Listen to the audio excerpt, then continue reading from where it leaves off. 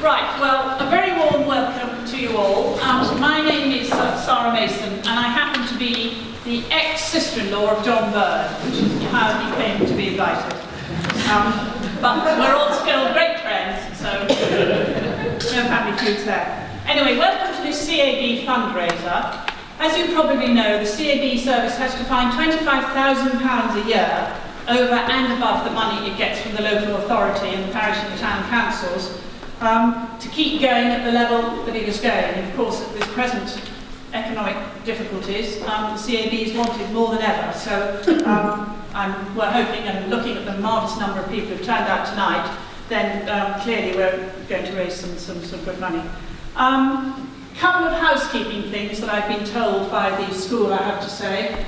In case of an emergency and a fire, you can leave by there, or there. And for those of you who might not know where the toilets are, you just go out of this door here, the 3 toilets are there. The format of the evening is going to be, John will be talking for 40 to 45 minutes about the big issue, the founding of the big issue, how he came to do it, what the aim of the big issue is, etc. Then we're going to have a break for drinks and just general wandering about, and then he's coming back for the second half to talk about the big society and other topical matters. Could I just say another fundraising plea? Some of you may well know, but others not, because it's been a lot in the Stroud News and Journal. If you give a standing order regularly to the CAB, and people give £2 a month, 3, 5, 6, 9, 10, the Coventry Building Society until December is doubling the amount that the Bureau receive.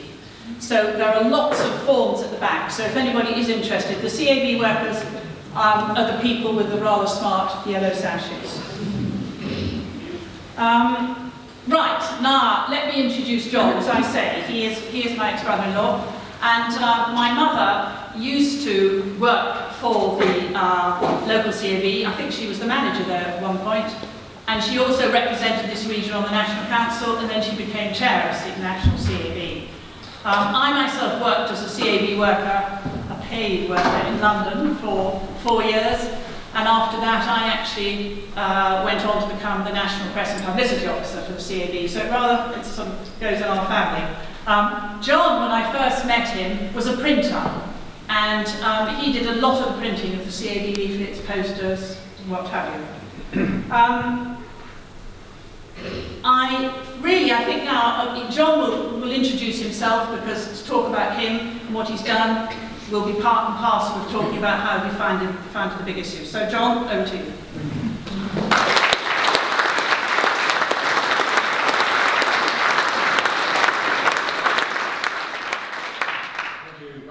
Indeed. The first time I came to Stroud was nothing at all to do with being involved with the Ricketts and the Citizens Advice Bureau. I was 15. I was on the run from the police, and I was a ne'er-do-well from a place called Notting Hill, who had moved to the World's End, Chelsea, so 2 of the most scummy parts of London. In the 50s and the 60s I came from. I crawled troglodyte-like out. By the age of 15, I'd already had an incredibly long a long police record with a number of periods of time in prison cells.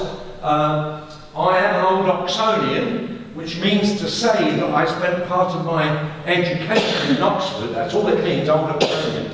I've extended it because I was at Oxford Detention Centre, being educated by Her Majesty's prison there.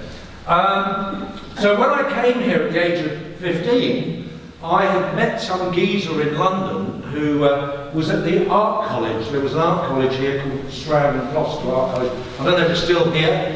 And he lived at number 4 to 5 Hill Street.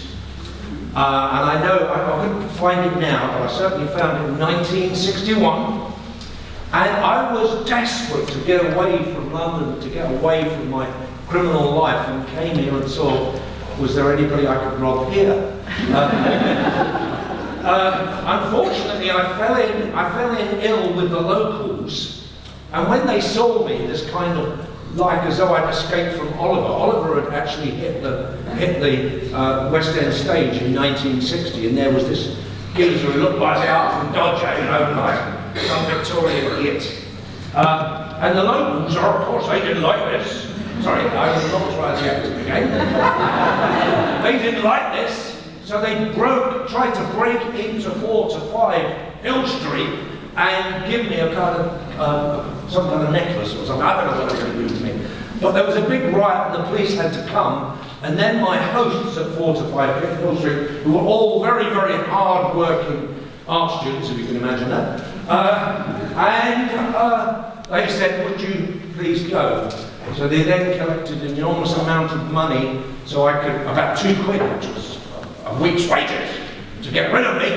And then I went down to the bus station and I got on the bus to Cheltenham and picked my nose and said, excuse me. I said, look, I haven't got a penny in the world. Any chance of me leaving my name? And she said, oh, I can get in the back. So I was scrounging and not a particularly nice person. So, in a way, I really do know this part of the world. That was in 1961. And then one night in 1963, while I was still hiding from the police, but a little bit older, and for even more serious crimes, I met a very, very beautiful young girl, and you have seen her sister here today, called Tessa, in a club. I was slightly drunk, and we became friends, and after a few years we got married, and then I went to the police and put my hands up and said, hallelujah, the Lord be praised, please forgive me. And they forgave me and they chastised me and did all sorts of stuff. So probably for the last, oh God, almost 40 years now, of 66 years, I have been a legit geezer. And it's absolutely wonderful. I still wake up in the morning feeling great that I actually can go up and talk to coppers and not hide from them. So that's the kind of...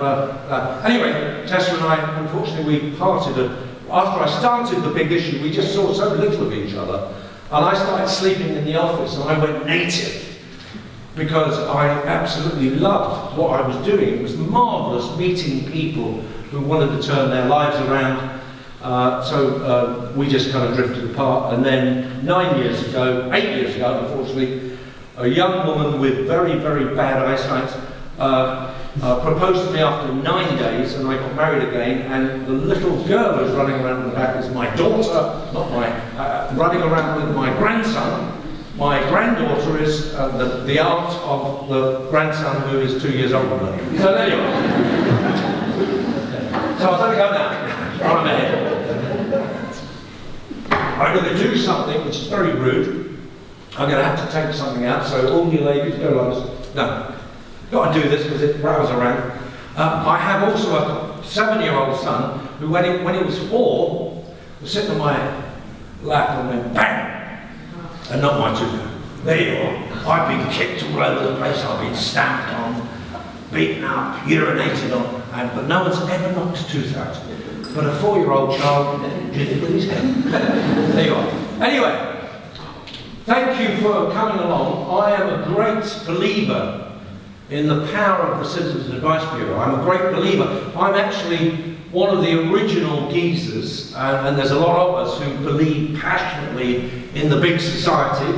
We'll talk about it later. I think it is a misunderstood concept. And I would like to talk about that because I really do feel that that's the future.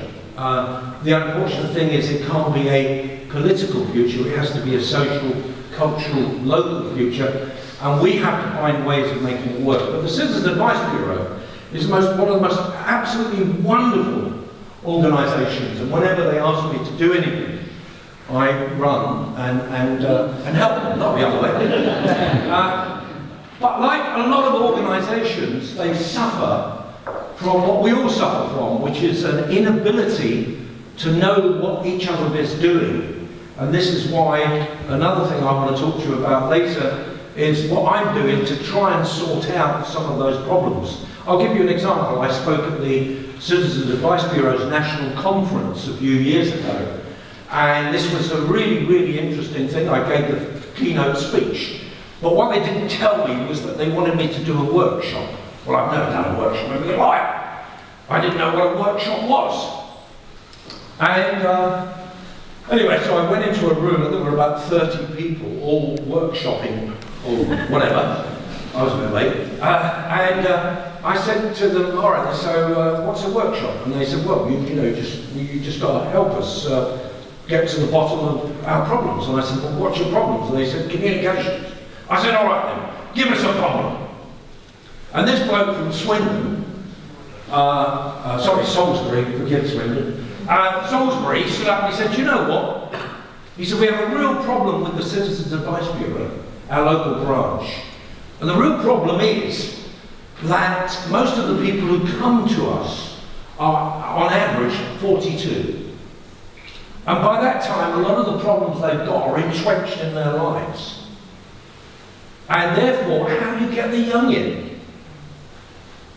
And I said, okay, anybody got any answers? And then a woman who came from Devonshire, somewhere down by the sea, said, it's interesting you should say that, because we had the same problem in Barnsley, I don't know what it was, this little place.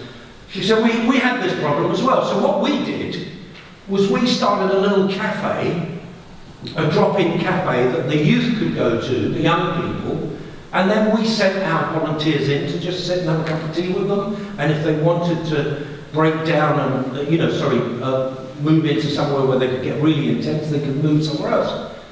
And I went, hang on. So therefore, you have a problem and you have a solution. And I said to the man from Salisbury, I said, do you know anything about this? He said, no. I don't know anything about this. I said, oh, but you're the same organisation. Well, we're a big organisation. So I said to the woman, I said, what have you done to get Mr. Salisbury to know what the conclusions, the solution that you'd found? And she said, well, we were on national television. We were on local television. We were in the local newsletter. We were in the national newsletter. And we even got an award from some organisation that recognises the